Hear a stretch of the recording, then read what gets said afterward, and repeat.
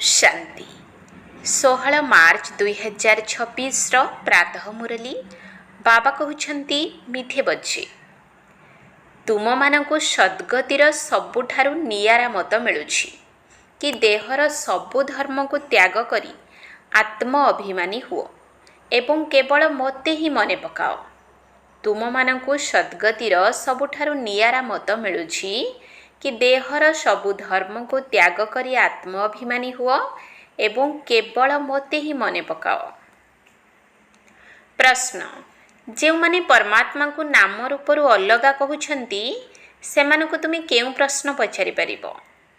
जो माने परमात्मा को नाम रूपरु अलगा कहउछंती सेमानकु तुमे केउ प्रश्न पचारि परिबो?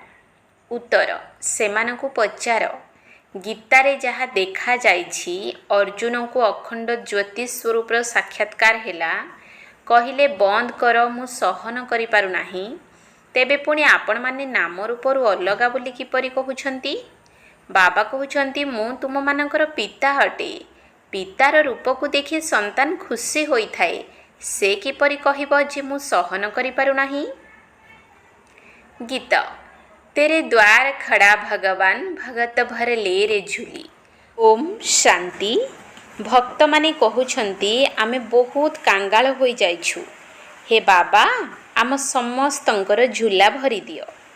भक्त जन्म परे जन्म यह गायन करी चलीछंती। सत्य जुगरे भक्ति न थाए सेठारे पवित्र देवी देवता माने रुहंती। भक्तों को केबे देवता बोली कुहा जीव नाही। जे माने स्वर्गवासी देवी देवता होई थांती से माने पुनर्जन्म नेई नेई नरकवासी पूजारी भक्त कांगाल होई थांती। बाबा बसी पिला मानकु बुझाउछंती। बाबा को जणे हेले मनुष्य जानी नाहंती। बाबा जेतेबेले आसीबे सेतेबेले निजर परिचय देबे। भगवान को ही बाबा कुहा जाउछि।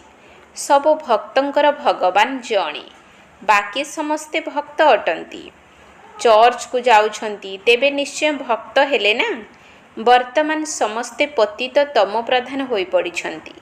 सेथिपाई डाकुछंती हे पतित पावन आस, हे बाबा आम भक्त मानकर झूलामुणी भरी दियो। भक्त भगवान को धन मागुछंती। तुमे माने कौन मागुछ? तुमे कहूछ बाबा आमको स्वर्गर मालिक करि दियंती। सेठारे असरंती धन रहिबो, हीरा नीलार महल हेबो। एबे तुमे जानिछ आमे भगवान को द्वारा सत्ययुगी राजत्वर संपत्ति प्राप्त करुछु। एहा सच्चा गीता अटे, से गीता नुही। सेमाने पुस्तक आदि भक्ति मार्ग पई तैयारी करिछंती। सेमानको भगवान ज्ञान देई नाहंती। भगवान वर्तमान नररु नारायण करिबा पई राजयोग सिखाउछंती। राजांक सहित प्रजा मध्य निश्चय रहिबे। केवल लक्ष्मी नारायण तो हेबे नाही, सारा राजधानी तैयारी हेबो। एबे तुमे संतान माने जानुछ जे भगवान किए। आउ कौनसी मनुष्य मात्र के एकथा जानी नाहंती। बाबा कहउछंती तुमे कहूछ ओ गॉड फादर, तेबे कुह तुम ईश्वर पितांकर नाम रूप देश काल कौन? ना भगवान को जानिछंती ना तांकर रचना को जानिछंती। बाबा आसी कहउछंती मु कल्प कल्प संगमरे आसुछि। सारा रचनार आदि मध्य अंतर रहस्य मु रचयिता ही आसी बुझाउछि। अनेक तो कहउछंती से नाम रूपरु अलगा अटंती, से धरा को आसी पारिबे नाही। किंतु तुमे जानिछ जे बाबा आसीछंती। निराकारंकर शिव जयंती गायन करा जिबा सहित श्रीकृष्ण जयंती मध्य गायन करा जाउछि। तेबे शिव जयंती केबे हेउछि ताहा जानिबा उचित ना। जेमिति ख्रिस्टियान माने जानिछंती जे ख्रिस्टंकर जन्म केबे होइथिला, ख्रिस्टियान धर्म केबे स्थापन होइथिला। एहा तो भारतर कथा अटे। भगवान भारतर झूला केबे भरपूर करुछंती। भक्त माने डाकुछंती हे भगवान झूला मुणी भरी दियो, सद्गति को नहीं जाओ। काहेकि ना आमे दुर्गति रे पड़ीछु, तमो प्रधान होई जाइछु। आत्मा ही शरीर सहित सबु किछि भोग करुछि। केतेक मनुष्य साधु संत आदि कहउछंती जे आत्मा निर्लेप अटे। कहंती मध्य जे आत्मारे ही भल एवं मंद संस्कार रहिछि। ଏହି ଆଧାରରେ ଆତ୍ମା ଜନ୍ମ ନେଇଥାଏ। ପୁଣି କହନ୍ତି ଆତ୍ମା ତ ନିର୍ଲେପ ଅଟେ। ଜଣେ ହେଲେ ବୁଦ୍ଧିମାନ ମନୁଷ୍ୟ ନାହାନ୍ତି ଯିଏ ବୁଝାଇ ପାରିବେ।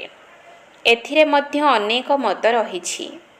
ଯେଉଁମାନେ ଗୃହ ତ୍ୟାଗ କରି ଜଙ୍ଗଲକୁ ଯାଉଛନ୍ତି ସେମାନେ ଶାସ୍ତ୍ର ତିଆରି କରୁଛନ୍ତି। ଶ୍ରୀମଦ୍ ଭଗବତ ଗୀତା ହେଉଛି ଗୋଟିଏ। ବ୍ୟାସଦେବ ଯେଉଁ ଶ୍ଲୋକ ଆଦି ରଚନା କରିଛନ୍ତି ତାହା ଭଗବାନ କହିନାହାନ୍ତି। ନିରାକାର ଭଗବାନ ଯିଏ ଜ୍ଞାନର ସାଗର ଅଟନ୍ତି ସେ ବସି ପିଲାମାନଙ୍କୁ ବୁଝାଉଛନ୍ତି ଯେ ଭଗବାନ ଜଣେ ଅଟନ୍ତି। ଭାରତବାସୀଙ୍କୁ ଏକଥା ଜଣା ନାହିଁ। ଗାୟନ ମଧ୍ୟ କରନ୍ତି ଈଶ୍ୱରଙ୍କର ଗତିମତ ଅଲଗା। ଆଚ୍ଛା, କେଉଁ ଗତିମତ ଅଲଗା ଅଟେ? ଈଶ୍ୱରଙ୍କର ଗତିମତ ଅଲଗା ଏକଥା କିଏ କହୁଛି? ଆତ୍ମା କହୁଛି। ତାର ସଦ୍ଗତି ପାଇଁ ଯେଉଁ ମତ ରହିଛି ତାକୁ ହିଁ ଶ୍ରୀମତ ବୋଲି କୁହାଯାଏ। କଳ୍ପ କଳ୍ପ ତୁମକୁ ଆସି ବୁଝାଉଛି, ମନ୍ମନା ଭବ। ଦେହର ସବୁ ଧର୍ମ ତ୍ୟାଗ କରି ଆତ୍ମ ଅଭିମାନୀ ହୁଅ ଏବଂ କେବଳ ମୋତେ ମନେ ପକାଅ। ଏବେ ତୁମେ ମନୁଷ୍ୟରୁ ଦେବତା ହେଉଛ। ଏହି ରାଜଯୋଗର ଲକ୍ଷ୍ୟ ହିଁ ହେଉଛି ଲକ୍ଷ୍ମୀ ନାରାୟଣ ହେବା। ହଦ୍ର ପାଠ ପଢ଼ି କେହି ରାଜା ହେଉନାହାନ୍ତି। ଏପରି କୌଣସି ସ୍କୁଲ ନାହିଁ। ଗୀତାରେ ହିଁ ଅଛି, ମୁଁ ତୁମମାନଙ୍କୁ ରାଜଯୋଗ ଶିଖାଉଛି। ମୁଁ ଆସୁଛି ସେତେବେଳେ ଯେତେବେଳେ କୌଣସି ରାଜାଙ୍କର ରାଜ୍ୟ ନଥାଏ। ମୋତେ ଜଣେ ହେଲେ ବି ମନୁଷ୍ୟ ବିଲକୁଲ ଜାଣିନାହାନ୍ତି। ବାବା କହୁଛନ୍ତି ତୁମେମାନେ ଯେଉଁ ଏତେ ବଡ଼ ଲିଙ୍ଗ ତିଆରି କରିଛ ତାହା ମୋର ରୂପ ନୁହେଁ। ମନୁଷ୍ୟ କହିଦେଉଛନ୍ତି ଯେ ଅଖଣ୍ଡ ଜ୍ୟୋତି ରୂପ ପରମାତ୍ମା ତେଜୋମୟ ଅଟନ୍ତି। ଅର୍ଜୁନ ଦେଖି କହିଲେ ବନ୍ଦ କର, ମୁଁ ସହନ କରିପାରୁନାହିଁ। ଆରେ ସନ୍ତାନ ତାର ପିତାର ରୂପକୁ ଦେଖି ସହନ କରିପାରିବ ନାହିଁ, ଏହା କିପରି ହୋଇପାରିବ? ପିଲା ତ ପିତାକୁ ଦେଖି ଖୁସି ହେବ ନା। ବାବା କହୁଛନ୍ତି ମୋର ରୂପ ଏପରି ନୁହେଁ। ମୁଁ ହେଉଛି ପରମପିତା ଅର୍ଥାତ୍ ବ୍ରହ୍ମତତ୍ତ୍ୱରେ ରହୁଥିବା ପରମ ଆତ୍ମା ଅର୍ଥାତ୍ ପରମାତ୍ମା। ପୁଣି ଗାୟନ କରୁଛନ୍ତି ପରମାତ୍ମା ମନୁଷ୍ୟ ସୃଷ୍ଟିର ବୀଜ ରୂପ ଅଟନ୍ତି। ତାଙ୍କର ଭକ୍ତମାନେ ମହିମା କରୁଛନ୍ତି। ସତ୍ୟଯୁଗ ତ୍ରେତା ଯୁଗରେ କେହି ମହିମା କରନ୍ତି ନାହିଁ, କାହିଁକିନା ସେଠାରେ ଅସରନ୍ତି ସୁଖ ରହିଛି। ଗାୟନ କରନ୍ତି ଦୁଃଖରେ ସ୍ମରଣ ସମସ୍ତେ କରନ୍ତି, ସୁଖରେ କେହି କରନ୍ତି ନାହିଁ। ଏହାର ମଧ୍ୟ ଅର୍ଥ ବୁଝୁନାହାନ୍ତି। ଶୁଆ ସଦୃଶ ସମସ୍ତେ କହୁଛନ୍ତି ସୁଖ ଏବଂ ଦୁଃଖ କେବେ ହେଉଛି। ଏହା ଭାରତର ହିଁ କଥା ଅଟେ। 5000 ବର୍ଷ ପୂର୍ବରୁ ଭାରତ ସ୍ୱର୍ଗ ଥିଲା। ପୁଣି ତ୍ରେତାରେ 2 କଳା କମ୍ ହୋଇଗଲା। ସତ୍ୟଯୁଗ ତ୍ରେତା ଯୁଗରେ ଦୁଃଖର ନାମ ନଥାଏ, କାରଣ ତାହା ସୁଖଧାମ ଅଟେ। ସ୍ୱର୍ଗ କହିବା ଦ୍ୱାରା ମୁଖ ମିଠା ହୋଇଯାଉଛି। ସ୍ୱର୍ଗରେ ପୁଣି ଦୁଃଖ କେଉଁଠାରୁ ଆସିବ? କହନ୍ତି ମଧ୍ୟ ସେଠାରେ କଂସ ଜରାସନ୍ଧ ଆଦି ଥିଲେ, କିନ୍ତୁ ଏହା ହୋଇପାରିବ ନାହିଁ। ଭକ୍ତମାନେ ଭାବୁଛନ୍ତି ଯେ ଆମେ ନବଧା ଭକ୍ତି କରୁଥିବାରୁ ସାକ୍ଷାତକାର ହେଉଛି। ସାକ୍ଷାତକାର ହେବା ଅର୍ଥାତ୍ ଆମକୁ ଭଗବାନ ମିଳିଗଲେ। ଲକ୍ଷ୍ମୀଙ୍କର ପୂଜା କଲେ, ତାଙ୍କର ଦର୍ଶନ ହେଲା, ବାସ୍ ଆମେ ପାର ହୋଇଗଲୁ। ଏଥିରେ ହିଁ ଖୁସି ହୋଇଯାଉଛନ୍ତି। କିନ୍ତୁ ଏଥିରେ କିଛି ହେଲେ ନାହିଁ। କେବଳ ଅଳ୍ପକାଳ ପାଇଁ ସୁଖ ମିଳିଥାଏ। ଦର୍ଶନ ହେଲା, ଖଲାସ। ଏପରି ନୁହେଁ ଯେ ମୁକ୍ତି ଜୀବନ ମୁକ୍ତିକୁ ପାଇଗଲେ। ଏମିତି କିଛି ବି ହେଉନାହିଁ। ବାବା ସିଡ଼ି ଚିତ୍ର ଉପରେ ମଧ୍ୟ ବୁଝାଉଛନ୍ତି ଭାରତ ଉଚ୍ଚରୁ ଉଚ୍ଚ ଥିଲା। ଭଗବାନ ମଧ୍ୟ ଉଚ୍ଚରୁ ଉଚ୍ଚ ଅଟନ୍ତି। ଭାରତରେ ଏହି ଲକ୍ଷ୍ମୀ ନାରାୟଣଙ୍କୁ ହିଁ ଉଚ୍ଚରୁ ଉଚ୍ଚ ସମ୍ପତ୍ତି ମିଳୁଛି। ଯେତେବେଳେ କି ସ୍ୱର୍ଗ ଥିଲା, ସତୋପ୍ରଧାନ ଥିଲେ। ପୁଣି କଳିଯୁଗ ଅନ୍ତରେ ସବୁ ତମୋପ୍ରଧାନ ହେଉଛନ୍ତି। ଡାକୁଛନ୍ତି ଯେ ଆମେ ବିଲକୁଲ ପତିତ ହୋଇଯାଇଛୁ। ବାବା କହୁଛନ୍ତି ମୁଁ କଳ୍ପର ସଙ୍ଗମ ଯୁଗରେ ଆସୁଛି ତୁମକୁ ରାଜଯୋଗ ଶିଖାଇବା ପାଇଁ। ମୁଁ ଯିଏ ଯେପରି ଅଟେ ଯଥାର୍ଥ ରୀତିରେ ମୋତେ କେହି ଜାଣିନାହାନ୍ତି। ତୁମମାନଙ୍କ ମଧ୍ୟରେ ବି ପୁରୁଷାର୍ଥର କ୍ରମ ଅନୁସାରେ ମୋତେ ଜାଣିଛନ୍ତି। ସିଡ଼ି ଚିତ୍ର ଦେଖାଇବା ଉଚିତ। ଏହା ଭାରତର ସିଡ଼ି ଅଟେ। ସତ୍ୟଯୁଗରେ ଦେବୀ ଦେବତା ଥିଲେ। 5000 ବର୍ଷ ପୂର୍ବରୁ ଭାରତ ଏହିପରି ଥିଲା। ଶାସ୍ତ୍ରରେ କଳ୍ପକୁ ଲକ୍ଷ ଲକ୍ଷ ବର୍ଷ ବୋଲି ଲେଖିଦେଇଛନ୍ତି। ବାବା କହୁଛନ୍ତି କଳ୍ପ ଲକ୍ଷ ଲକ୍ଷ ବର୍ଷର ନୁହେଁ, 5000 ବର୍ଷର ଅଟେ। ସତ୍ୟଯୁଗ ତ୍ରେତା ଯୁଗ ନୂଆ ଦୁନିଆ, ଦ୍ୱାପର କଳିଯୁଗ ପୁରୁଣା ଦୁନିଆ। ଅଧା ଅଧା ହେଉଛି ନା। ନୂଆ ଦୁନିଆରେ ତୁମେ ଭାରତବାସୀମାନେ ଥିଲ। ବାବା ବୁଝାଉଛନ୍ତି ମଧୁର ସନ୍ତାନମାନେ, ଏବେ ତୁମେ ନିଜର ଜନ୍ମକୁ ଜାଣିଛ, ବାକି କୌଣସି ରଥ ଆଦିର କଥା ନୁହେଁ। ଶ୍ରୀକୃଷ୍ଣ ତ ସତ୍ୟଯୁଗର ରାଜକୁମାର ଅଟନ୍ତି। ତାଙ୍କର ସେହି ରୂପ ଦିବ୍ୟ ଦୃଷ୍ଟି ବିନା ଦେଖାଯାଇପାରିବ ନାହିଁ। ଏହି ଚୈତନ୍ୟ ରୂପ ତ ସତ୍ୟଯୁଗରେ ଥିଲା, ପୁଣି କେବେ ସେହି ରୂପ ମିଳିପାରିବ ନାହିଁ। ପୁଣି ନାମ ରୂପ ଦେଶ କାଳ ବଦଳି ଯାଉଛି।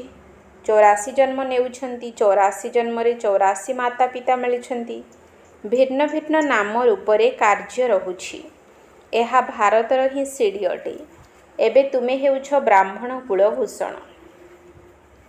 ବାବା କଳ୍ପ ପୂର୍ବରୁ ମଧ୍ୟ ଆସି ତୁମକୁ ଦେବୀ ଦେବତା କରିଥିଲେ। ସେଠାରେ ତୁମେ ସର୍ବୋତ୍ତମ କର୍ମ କରୁଥିଲ। ତୁମେ 21 ଜନ୍ମ ସଦା ସୁଖୀ ଥିଲ। ପୁଣି ତୁମକୁ ଏହି ଦୁର୍ଗତିରେ କିଏ ପହଞ୍ଚାଇଲା? ମୁଁ କଳ୍ପ ପୂର୍ବରୁ ତୁମକୁ ସଦ୍ଗତି ଦେଇଥିଲି। ପୁଣି 84 ଜନ୍ମ ନେଇ ନିଶ୍ଚୟ ତଳକୁ ଓହ୍ଲାଇବାକୁ ପଡ଼ିବ। ସୂର୍ଯ୍ୟବଂଶୀରେ 8 ଜନ୍ମ, ଚନ୍ଦ୍ରବଂଶୀରେ 12 ଜନ୍ମ, ପୁଣି ଏହିପରି ତଳକୁ ଓହ୍ଲାଇ ଆସିଛ। ତୁମେ ହିଁ ପୂଜ୍ୟ ଦେବତା ଥିଲ। ତୁମେ ହିଁ ପୂଜାରୀ ପତିତ ହୋଇଛ। ଭାରତ ଏବେ କାଙ୍ଗାଳ ହୋଇଯାଇଛି। ଭଗବାନ ବାଚ, ତୁମେ 100% ପବିତ୍ର, ସାହୁକାର, ସ୍ୱାସ୍ଥ୍ୟବାନ, ଧନବାନ ଥିଲ। କୌଣସି ରୋଗ ବା ଦୁଃଖର କଥା ନଥିଲା। ସୁଖ ଧାମ ଥିଲା। ତାକୁ ଗାର୍ଡେନ ଅଫ୍ ଆଲ୍ଲାହ ଅର୍ଥାତ୍ ଆଲ୍ଲାହଙ୍କର ବଗିଚା କୁହାଯାଉଥିଲା। ଆଲ୍ଲାହ ସ୍ୱର୍ଗର ବଗିଚା ସ୍ଥାପନ କରିଥିଲେ। ଯେଉଁମାନେ ଦେବୀ ଦେବତା ଥିଲେ ସେମାନେ ଏବେ କଣ୍ଟା ହୋଇଯାଇଛନ୍ତି। ଏବେ ଜଙ୍ଗଲ ହୋଇଯାଇଛି। ଜଙ୍ଗଲରେ କଣ୍ଟା ରହିଥାଏ। ବାବା କହୁଛନ୍ତି କାମ ବିକାର ମହାଶତ୍ରୁ ଅଟେ। ଏହା ଉପରେ ବିଜୟ ପ୍ରାପ୍ତ କର। ଇଏ ଆଦି ମଧ୍ୟ ଅନ୍ତ ତୁମକୁ ଦୁଃଖ ଦେଇଛି। ପରସ୍ପର ପ୍ରତି କାମ ଦୃଷ୍ଟି ରଖିବା ଏହା ସବୁଠାରୁ ବଡ଼ ପାପ ଅଟେ। ବାବା ବସି ନିଜର ପରିଚୟ ଦେଉଛନ୍ତି ଯେ ମୁଁ ପରମ ଧାମ ନିବାସୀ, ପରମ ଆତ୍ମା ଅଟେ। ମୋତେ କହୁଛନ୍ତି ମୁଁ ସୃଷ୍ଟିର ବୀଜ ରୂପ ପରମ ଆତ୍ମା। ମୁଁ ସମସ୍ତଙ୍କର ପିତା ଅଟେ। ସବୁ ଆତ୍ମାମାନେ ବାବାଙ୍କୁ ଡାକୁଛନ୍ତି, ହେ ପରମ ପିତା ପରମାତ୍ମା ଆସ। ତୁମ ଆତ୍ମା ପରି ପରମାତ୍ମା ବାବା ମଧ୍ୟ ତାରକା ସଦୃଶ ଅଟନ୍ତି। ଛୋଟ ବଡ଼ ନୁହେଁ। ବାବା କହୁଛନ୍ତି ମୁଁ ଆଙ୍ଗୁଠି ଭଳି ମଧ୍ୟ ନୁହେଁ। ମୁଁ ପରମ ଆତ୍ମା ଅଟେ। ତୁମ ସମସ୍ତଙ୍କର ପିତା। ତାଙ୍କୁ ପରମ ପିତା, ଜ୍ଞାନର ସାଗର କୁହାଯାଏ। ବାବା ବୁଝାଉଛନ୍ତି ମୁଁ ଜ୍ଞାନର ସାଗର, ମନୁଷ୍ୟ ସୃଷ୍ଟିର ବୀଜ ରୂପ ଅଟେ। ଭକ୍ତମାନେ ମୋତେ କହୁଛନ୍ତି ଯେ ପରମାତ୍ମା ସତ୍‌ଚିତ୍ ଆନନ୍ଦ ସ୍ୱରୂପ, ଜ୍ଞାନର ସାଗର, ସୁଖର ସାଗର ଅଟନ୍ତି। ମୋର କେତେ ମହିମା ରହିଛି। ଯଦି ମୋର ନାମ, ରୂପ, ଦେଶ, କାଳ ନାହିଁ, ତେବେ କାହାକୁ ଡାକିବେ? ସାଧୁ, ସନ୍ଥ ଆଦି ସମସ୍ତେ ତୁମକୁ ଭକ୍ତି ମାର୍ଗର ଶାସ୍ତ୍ର ଶୁଣାଉଛନ୍ତି। ମୁଁ ଆସି ତୁମକୁ ରାଜଯୋଗ ଶିଖାଉଛି। ବାବା ବୁଝାଉଛନ୍ତି ତୁମେ ପତିତ ପାବନ, ଜ୍ଞାନର ସାଗର ମୋତେ ହିଁ କହୁଛ। ତୁମେ ମଧ୍ୟ ମାଷ୍ଟର ଜ୍ଞାନର ସାଗର ହେଉଛ। ଜ୍ଞାନ ଦ୍ୱାରା ସଦ୍ଗତି ମିଳିଯାଉଛି। ଭାରତକୁ ବାବା ହିଁ ସଦ୍ଗତି ଦେବେ। ସମସ୍ତଙ୍କର ସଦ୍ଗତିଦାତା ଜଣେ। ସମସ୍ତଙ୍କର ଦୁର୍ଗତି ପୁଣି କିଏ କରୁଛି? ରାବଣ। ତୁମକୁ ଏବେ ଏକଥା କିଏ ବୁଝାଉଛନ୍ତି? ଇଏ ହେଉଛନ୍ତି ପରମ ଆତ୍ମା। ଆତ୍ମା ତ ଏକ ତାରକା ସଦୃଶ, ବହୁତ ସୂକ୍ଷ୍ମ ଅଟେ। ପରମାତ୍ମା ମଧ୍ୟ ଡ୍ରାମାରେ ଅଭିନୟ କରୁଛନ୍ତି। ସେ ରଚୟିତା, ନିର୍ଦ୍ଦେଶକ ଏବଂ ମୁଖ୍ୟ ଅଭିନେତା ଅଟନ୍ତି। ବାବା ବୁଝାଉଛନ୍ତି ଯେ ଉଚ୍ଚରୁ ଉଚ୍ଚ ପାଠଧାରୀ କିଏ? ଉଚ୍ଚରୁ ଉଚ୍ଚ ଭଗବାନ, ଯାହାଙ୍କ ସହିତ ତୁମେ ଆତ୍ମା ମାନି ରହୁଛ। କହୁଛନ୍ତି ମଧ୍ୟ ପରମାତ୍ମା ସମସ୍ତଙ୍କୁ ପଠାଉଛନ୍ତି। ଏହା ମଧ୍ୟ ବୁଝିବାର କଥା। ଡ୍ରାମା ତ ଅନାଦି ଅଟେ। ବାବା କହୁଛନ୍ତି ମୋତେ ତୁମେ ଜ୍ଞାନର ସାଗର, ସାରା ସୃଷ୍ଟିର ଆଦି ମଧ୍ୟ ଅନ୍ତର ଜ୍ଞାତା କହୁଛ। ବର୍ତ୍ତମାନ ଯେଉଁ ଶାସ୍ତ୍ର ଆଦି ପଢ଼ୁଛନ୍ତି, ଏହାକୁ ବାବା ଜାଣିଛନ୍ତି। ବାବା କହୁଛନ୍ତି ଯେ ମୁଁ ପ୍ରଜାପିତା ବ୍ରହ୍ମାଙ୍କ ଦ୍ୱାରା ସବୁ ଶାସ୍ତ୍ରର ସାର କଥା ତୁମକୁ ଆସି ବୁଝାଉଛି। ଦେଖାଉଛନ୍ତି ବିଷ୍ଣୁଙ୍କ ନାଭିରୁ ବ୍ରହ୍ମା ବାହାରିଲେ। ତେବେ କେଉଁଠୁ ବାହାରିଲେ? ମନୁଷ୍ୟ ତ ନିଶ୍ଚିତ ଏହିଠାରେ ହିଁ ହେବେ ନା। ଏହାଙ୍କ ନାଭିରୁ ବ୍ରହ୍ମା ବାହାରିଲେ। ପୁଣି ଭଗବାନ ଆସି ଏହାଙ୍କ ଦ୍ୱାରା ସବୁ ବେଦଶାସ୍ତ୍ରର ସାର ଶୁଣାଉଛନ୍ତି। ନିଜର ମଧ୍ୟ ନାମ, ରୂପ, ଦେଶ, କାଳ ବୁଝାଉଛନ୍ତି। ସିଏ ମନୁଷ୍ୟ ସୃଷ୍ଟିର ବୀଜ ରୂପ ଅଟନ୍ତି ନା। ଏହି ବୃକ୍ଷର ଉତ୍ପତ୍ତି, ପାଳନା, ବିନାଶ କିପରି ହେଉଛି ଏକଥା କେହି ବି ଜାଣିନାହାନ୍ତି। ଏହାକୁ ବିଭିନ୍ନ ଧର୍ମର ବୃକ୍ଷ କୁହାଯାଉଛି। ସମସ୍ତେ କ୍ରମାନ୍ୱୟରେ ନିଜ ସମୟରେ ଆସୁଛନ୍ତି। ପ୍ରଥମ ନମ୍ବରରେ ଦେବୀ ଦେବତା ଧର୍ମର ସ୍ଥାପନା କରୁଛି। ସେହି ଧର୍ମ ଏବେ ନାହିଁ। ବାବା କହୁଛନ୍ତି କେତେ ତୁଚ୍ଛ ବୁଦ୍ଧି ହୋଇଗଲେଣି। ଦେବତାମାନଙ୍କର, ଲକ୍ଷ୍ମୀ ନାରାୟଣଙ୍କର ପୂଜା କରୁଛନ୍ତି, କିନ୍ତୁ ତାଙ୍କର ରାଜ୍ୟ ଏହି ସୃଷ୍ଟି ଉପରେ କେବେ ଥିଲା ତାହା କିଛି ହେଲେ ଜାଣିନାହାନ୍ତି। ଏବେ ଭାରତର ସେହି ଦେବତା ଧର୍ମ ହିଁ ନାହିଁ, କେବଳ ଚିତ୍ର ରହିଯାଇଛି। ଆଚ୍ଛା, ମିଠା ମିଠା ଶିକିଲଧେ ସନ୍ତାନମାନଙ୍କ ପ୍ରତି ମାତା ପିତା ବାପଦାଦାଙ୍କର ମଧୁର ସ୍ନେହ ସମ୍ପନ୍ନ ଶୁଭେଚ୍ଛା ଏବଂ ସୁପ୍ରଭାତ। ଆତ୍ମିକ ପିତାଙ୍କର ଆତ୍ମିକ ସନ୍ତାନମାନଙ୍କୁ ନମସ୍ତେ। ଆତ୍ମିକ ସନ୍ତାନମାନଙ୍କର ଆତ୍ମିକ ବାପଦାଦାଙ୍କୁ ନମସ୍ତେ ନମସ୍ତେ ନମସ୍ତେ। ସୁପ୍ରଭାତ। ଧାରଣା ପାଇଁ ମୁଖ୍ୟ ସାର। 1 ନମ୍ବର ପଏଣ୍ଟ। ମାଷ୍ଟର ଜ୍ଞାନର ସାଗର ହୋଇ ପତିତରୁ ପାବନ ହେବାର ସେବା କରିବାକୁ ହେବ। ବାବା ଯେଉଁଭଳି ସବୁ ଶାସ୍ତ୍ରର ସାରମର୍ମ ଶୁଣାଉଛନ୍ତି, ସେଗୁଡ଼ିକୁ ବୁଦ୍ଧିରେ ରଖି ସଦା ହର୍ଷିତ ରହିବାକୁ ହେବ। ମାଷ୍ଟର ଜ୍ଞାନର ସାଗର ହୋଇ ପତିତରୁ ପାବନ ହେବାର ସେବା କରିବାକୁ ହେବ। ବାବା ଯେଉଁଭଳି ସବୁ ଶାସ୍ତ୍ରର ସାରମର୍ମ ଶୁଣାଉଛନ୍ତି, ସେଗୁଡ଼ିକୁ ବୁଦ୍ଧିରେ ରଖି ସଦା ହର୍ଷିତ ରହିବାକୁ ହେବ। 2 ନମ୍ବର ପଏଣ୍ଟ। ଏକମାତ୍ର ବାବାଙ୍କର ଶ୍ରୀମତ ପ୍ରତ୍ୟେକ ମୁହୂର୍ତ୍ତରେ ପାଳନ କରିବାକୁ ହେବ। ଦେହର ସବୁ ଧର୍ମ ତ୍ୟାଗ କରି ଆତ୍ମ ଅଭିମାନୀ ହେବାର ମେହନତ କରିବାକୁ ହେବ। ଏକମାତ୍ର ବାବାଙ୍କର ଶ୍ରୀମତ ପ୍ରତ୍ୟେକ ମୁହୂର୍ତ୍ତରେ ପାଳନ କରିବାକୁ ହେବ। ଦେହର ସବୁ ଧର୍ମ ତ୍ୟାଗ କରି ଆତ୍ମ ଅଭିମାନୀ ହେବାର ମେହନତ କରିବାକୁ ହେବ। ବରଦାନ। ବିସ୍ତାରକୁ ସାରରେ ଅର୍ଥାତ୍ ସାରାଂଶରେ ସମାହିତ କରି ନିଜର ଶ୍ରେଷ୍ଠ ସ୍ଥିତି ନିର୍ମାଣ କରୁଥିବା ବାବାଙ୍କ ସମାନ ଲାଇଟ୍ ମାଇଟ୍ ହାଉସ୍ ଭବ। ବିସ୍ତାରକୁ ସାରରେ ଅର୍ଥାତ୍ ସାରାଂଶରେ ସମାହିତ କରି ନିଜର ଶ୍ରେଷ୍ଠ ସ୍ଥିତି ନିର୍ମାଣ କରୁଥିବା ବାବାଙ୍କ ସମାନ ଲାଇଟ୍ ମାଇଟ୍ ହାଉସ୍ ଭବ। ବାବାଙ୍କ ସମାନ ଲାଇଟ୍ ମାଇଟ୍ ହାଉସ୍ ହେବା ପାଇଁ ଯଦି କୌଣସି ବି କଥାକୁ ଦେଖୁଛ ବା ଶୁଣୁଛ, ତେବେ ତାର ସାରାଂଶକୁ ଜାଣି ଗୋଟିଏ ସେକେଣ୍ଡ ଭିତରେ ସମାହିତ କରିଦେବା ବା ପରିବର୍ତ୍ତନ କରିଦେବାର ଅଭ୍ୟାସ କର। କାହିଁକି କ'ଣର ବିସ୍ତାର ଭିତରକୁ ଯାଅ ନାହିଁ? କାହିଁକି ନା କୌଣସି କଥାର ବିସ୍ତାରକୁ ଯିବା ଦ୍ୱାରା ସମୟ ଏବଂ ଶକ୍ତି ବ୍ୟର୍ଥରେ ନଷ୍ଟ ହୋଇଥାଏ। ତେଣୁ ବିସ୍ତାରକୁ ସଙ୍କୁଚିତ କରି ସାର ସ୍ୱରୂପରେ ସ୍ଥିତ ହେବାର ଅଭ୍ୟାସ କର। ଏହାଦ୍ୱାରା ଅନ୍ୟ ଆତ୍ମାମାନଙ୍କୁ ମଧ୍ୟ ଗୋଟିଏ ସେକେଣ୍ଡ ଭିତରେ ସାରା ଜ୍ଞାନର ସାରାଂଶର ଅନୁଭବ କରାଇପାରିବ। ସ୍ଲୋଗାନ। ଯଦି ନିଜର ମନୋବୃତ୍ତିକୁ ଶକ୍ତିଶାଳୀ କରିଦେବ, ତେବେ ସେବାର ବୃଦ୍ଧି ସ୍ୱତଃ ହୋଇଯିବ। ଯଦି ନିଜର ମନୋବୃତ୍ତିକୁ ଶକ୍ତିଶାଳୀ କରିଦେବ, ତେବେ ସେବାର ବୃଦ୍ଧି ସ୍ୱତଃ ହୋଇଯିବ। ଅବ୍ୟକ୍ତ ଇସାରା। ନିଶ୍ଚୟର ମୂଳଦୁଆକୁ ମଜବୁତ କରି ସର୍ବଦା ନିର୍ଭୟ ଏବଂ ନିଶ୍ଚିନ୍ତ ରୁହ। ଯାହାର ନିଶ୍ଚୟ ରୂପୀ ମୂଳଦୁଆ ପକ୍କା ଅଟେ, ତେବେ ସେ ସହଜ ଯୋଗୀ, ନିର୍ମଳ ସ୍ୱଭାବ, ଶୁଭ ଭାବନାଯୁକ୍ତ ମନୋବୃତ୍ତି ଏବଂ ଆତ୍ମିକ ଦୃଷ୍ଟି ସମ୍ପନ୍ନ ଆତ୍ମା ହୋଇଥିବେ। ତାଙ୍କର ଚାଲିଚଳନ ଏବଂ ଚେହେରାରୁ ସବୁ ସମୟରେ ସରଳତାର ଝଲକ ଅନୁଭବ ହୋଇ ଚାଲିବ। ତେଣୁ ପ୍ରତ୍ୟେକଙ୍କର ବିଶେଷତାକୁ ସ୍ମୃତିରେ ରଖି ପରସ୍ପର ପ୍ରତି ବିଶ୍ୱସ୍ତ ହୋଇ ରୁହ। ତେବେ ଅନ୍ୟମାନଙ୍କର କଥାର ଭାବ ଅର୍ଥାତ୍ ଉଦ୍ଦେଶ୍ୟ ବଦଳିଯିବ। ଓମ୍ ଶାନ୍ତି।